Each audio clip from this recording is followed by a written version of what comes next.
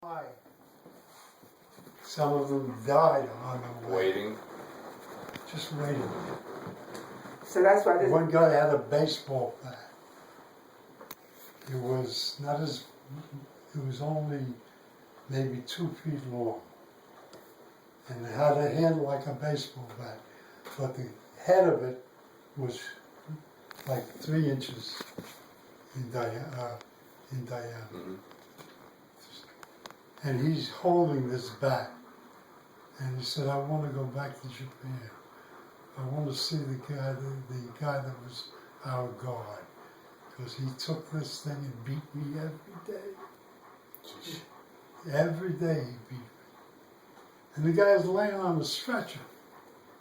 when this Dutch woman that I used to swim with in Jack Lane's, she hated the Japanese because she lived under them wherever her father was stationed. I guess at one of the oil companies. Was he like a diplomat, or he was? No, he was somebody who worked. I think he was a planter. What do you think? For rubber. Maybe he was, involved. But the Japanese came in and occupied that area. She was just a youngster. She was, not even a teenager. But she remembered, and she remembered how everybody was treated and how bad they were and so on. And when she heard this story about when he came in and all these guys were being brought back to Okinawa. What did she call you, honey? She had a name for you. My liberator. Yeah, the liberator or something like that. You always called him the liberator. We went to Hawaii on a trip. And one of the places you go tour in Hawaii is the culture center, I think they call it. And it shows the different kinds of That was run by the Mormons. yeah. But it showed you couldn't buy a cup of coffee. Right. Couldn't buy a cup of coffee. Well, the No. Mormons don't drink coffee. No caffeine. It showed 4 or 5 different villages of different, like the Samoans and It was very interesting. it really. Stephen and Janet went there and thought it was very boring, but I don't know how they could have thought that was boring. But anyhow, there was a young Samoan who was much too young to remember World War II. He was a college student at BYU. Brigham Young had an extension on in Hawaii. And he was a student there. And he paid his student fees by demonstrating how his people on Samoa lived. And he climbed up a palm tree, pulled the coconut off, brought it down, and he's chopping it away. And he really very, very sharp, but nice, Then a Japanese woman with her daughter, the daughter could have been more than 4 or 5 years old. She walked over to watch. And he saw her and he knew she was Japanese. Well, he laced into her in her own language. Really? Yeah.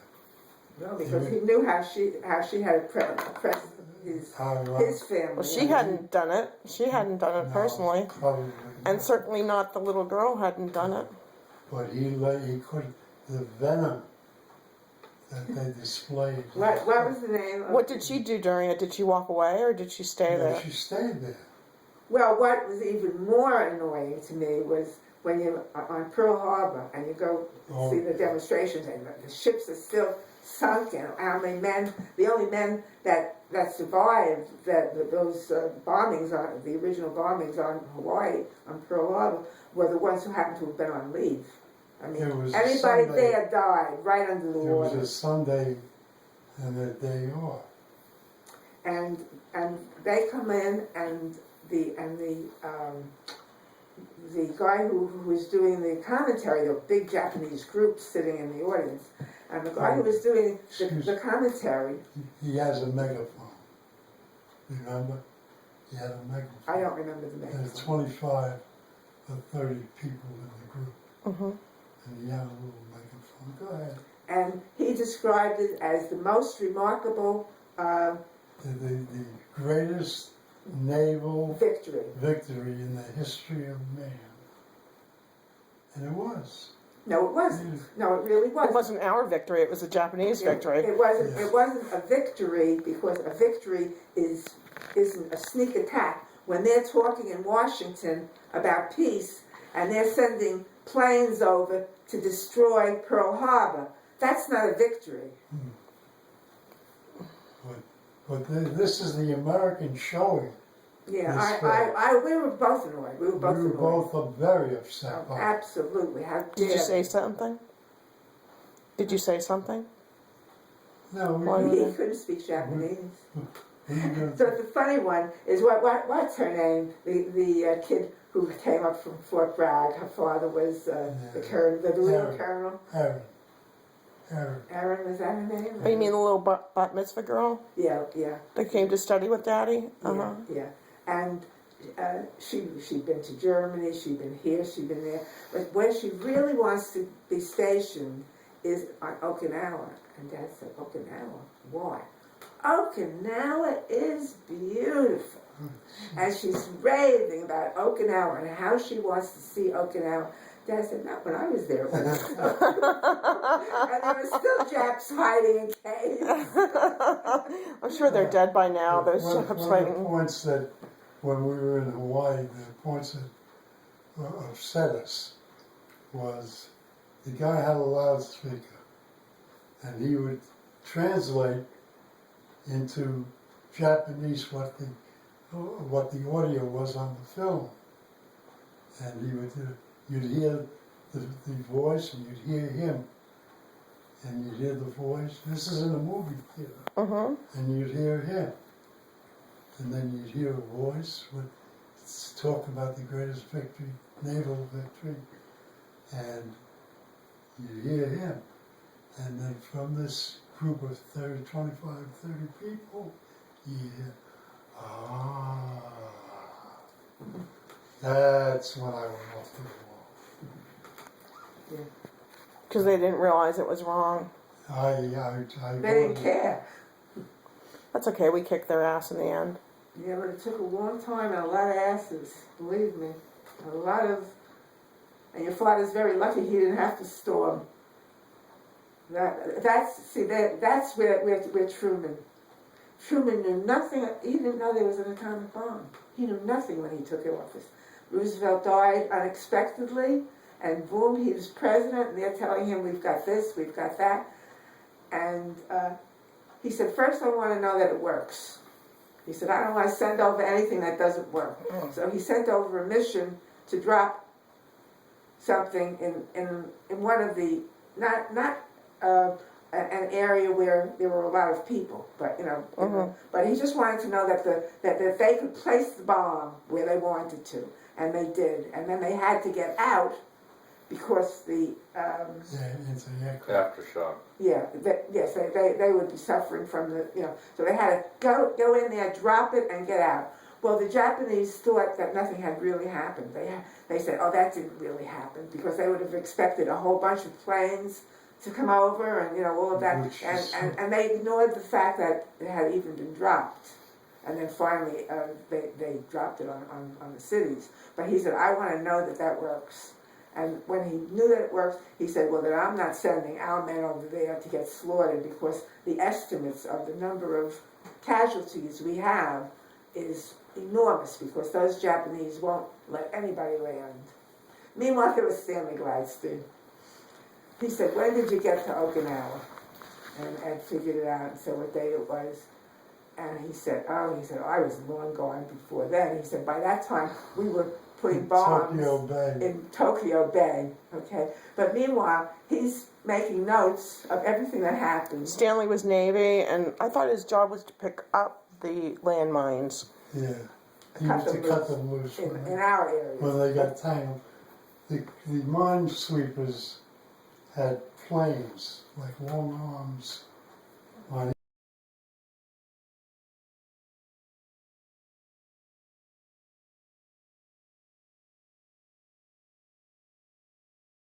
underwater where you can't see it, and it would pop up onto the surface, and then they'd shoot at it, and it would explode.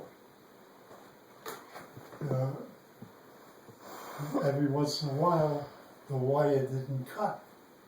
So Stanley had to go out there and cut He was an the excellent axle. He had to cut the bomb. He's sitting right next to it. You know what I mean? And he's a 17-year-old kid. Well, if he's sitting next to it, why didn't they just shoot it? No, because it would explode. Well, my point is if it No, see, they if it's at the cut it. They're underwater. They're anchored right, underwater. right, So that, say the water is 30 feet deep, this is anchored 25 feet deep. right. So that it's just, and it's full of So air. how is he cutting it? Is he in scuba gear? No, Oh, there is no school. the planes on the minesweeper would cut the cables. Right, They'd be just underneath. right. That I got. And, But what's and he you cut? had 3 or 4 minesweepers next to each other, Right. sweeping that whole area. But what was he cutting? Every once in a while, the plane wouldn't cut the cable, and it would wrap around the Oh, plane. that's what I was looking for. Wrap So they around. didn't want that because the explosion would have taken out the boat. And it did. One of those days in Tokyo Bay, as a matter of fact. It may have been on Okinawa. But according to his notes, it did happen to one of the minesweepers, and a lot of guys were killed. But and the minesweeper went down. And meanwhile, he's taking, and you have to understand, we went to high school with him. He was a nice guy, but he didn't have to worry about how he was going to make a living because he was born into a family of good businesses. So it wasn't like he was worried about getting into college or anything. That was never an issue with him. But, and if he handed in his homework, that would be about as far as maybe he'd go, you know. But for him to take meticulous notes about everything that happened was, I mean, to this day, I can't believe that he would have done that. It was illegal, first of all, right? Oh, yes, they would have shot him, because if those notes were found by the enemy, they would know where they were going next, you know. So, where were you stationed most of the time that you were there? Where were you most of the time? What island were you on? Okinawa. You were on Okinawa most of the time? So is that where the business with the dogs happened? Yeah. The guard dogs? Okay. When you were taking care of the guard dogs? That's where that Yeah, but I happened? think that was after peace was declared, right? It was, the war was over at that point, I think, with the guard Almost, dogs. But he was guarding the general headquarters where all of the big officers were. So, so peace had been declared, you weren't in war at that point? No. So, Well, there were still Japs out in the hinterlands. Okinawa, I think at its Okinawa, widest point Yeah. is like 15 miles. And it's 90 miles. and Okinawa, As I remember. And Okinawa, collectively with the Marines and the soldiers and everything that were there, had the highest casualties of any war. It was, you know, their casualties were huge. Hmm. so what about the thing with the PT boat? Like, when did that happen? How'd that one go, Dad? Help me out with this. Where they were landing, you mean? No. There was a hurricane, Okay. and a PT boat drifted, got off its moorings at the naval station, wherever it was, and drifted out and came back into the little bay right by our motor pool. So the guys went out and lashed it they tied it down, and it was sort of like hidden because it was inside a cove. Mm-hmm. So you could see it from above, but you couldn't see it from another ship. Uh-huh. That's why they hid it there. Everyone's there, I think twice. Maybe once, but I think it might have happened twice. They fired it up, they got it going, and they took it out for a spin. Day? What's this day stuff?